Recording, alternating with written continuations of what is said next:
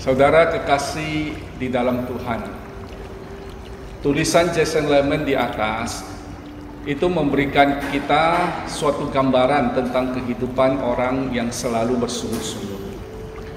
Di dalam Bilangan pasal 14, ketika bangsa Israel mau memasuki tanah Kanaan, Musa mengutus 12 pengintai untuk mengintai tanah Kanaan.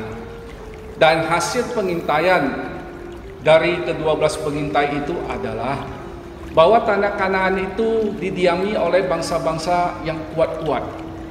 Kota mereka berkubu dan sangat besar. Lalu ada orang Enak, orang raksasa diam di antara mereka. Mendengar apa yang dikatakan oleh para pengintai itu, bangsa Israel menjadi takut dan gentar. Lalu mereka bersungut-sungut kepada Musa dan Harun dan berkata, "Mengapa Tuhan membawa kami ke negeri ini supaya kami tewas oleh pedang dan istri serta anak-anak kami menjadi tawanan? Bukankah lebih baik bagi kami untuk pulang ke Mesir?"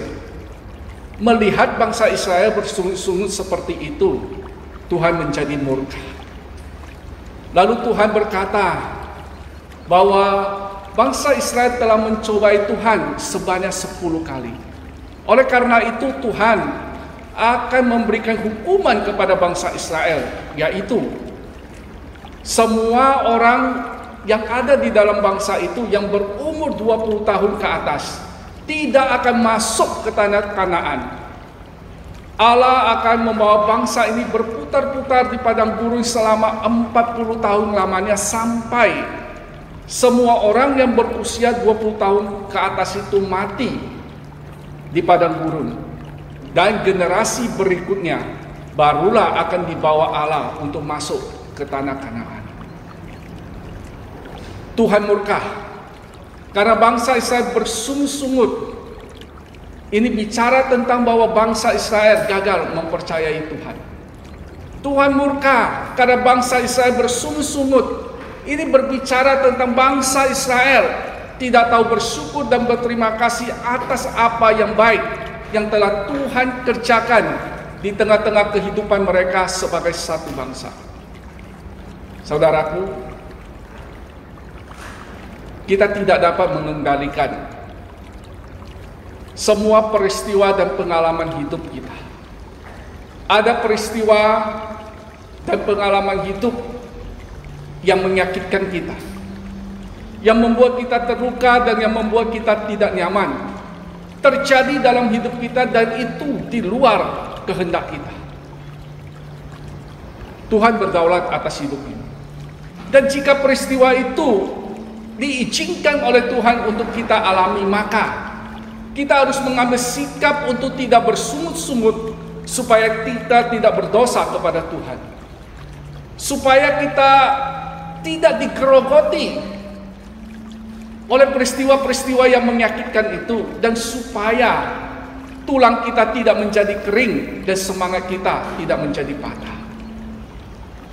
Bersungut akan membuat kita tidak dapat bersyukur kepada Tuhan atas berkat dan kebaikannya dalam hidup kita. Bersungut membuat kita meragukan kasih dan kebaikan Tuhan. Bersungut membuat kita tidak mau menjalani satu proses yang akan membuat kita menjadi pribadi yang lebih tangguh, lebih kuat di dalam Tuhan. Bersungut akan membuat kita meratapi diri kita dan mengasihani diri kita. Bersungut itu akan membuat kita menutup diri kita untuk menjadi pribadi yang lebih maju lagi, lebih efektif lagi, dan lebih produktif lagi. Bersungut membuat kita kehilangan damai dan sejahtera. Bersungut membuat kita tidak dapat menikmati hidup ini. Di akhir renungan ini, saya mengajak kita bersama-sama untuk belajar dari kehidupan seorang yang buta tetapi bahagia. Dia berkata seperti ini, "Oh, betapa bahagia jiwaku sekalipun mataku buta. Telah kuteguhkan hatiku untuk tidak merasakannya.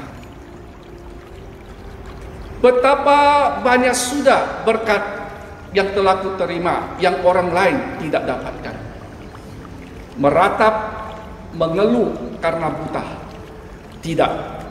tidak akan kulakukan. Tuhan Yesus memberkati kita.